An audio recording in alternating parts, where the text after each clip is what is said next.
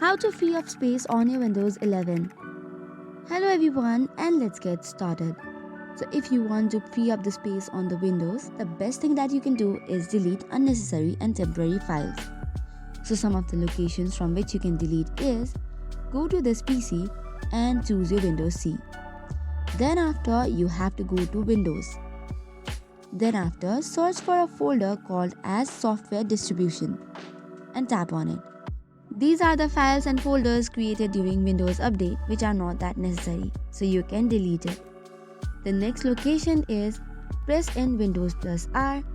The next thing that you can apply is on the Windows plus R, type in WSREST and then tap on OK button. Now for the third one, you again have to tap in Windows plus R and search for the temporary files on the location TEMP. The next location that you have to search in is the temporary file, but this time you have to press in and type %temp% and hit OK. Similarly, the third location that you need to search for is the prefetch. So for this as well, type in Windows plus R and type in prefetch and hit OK.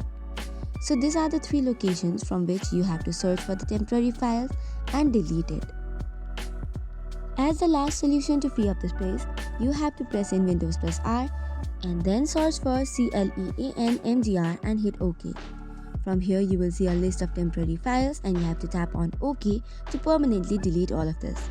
So this was some of the ways by which you can delete the temporary files and free up the space.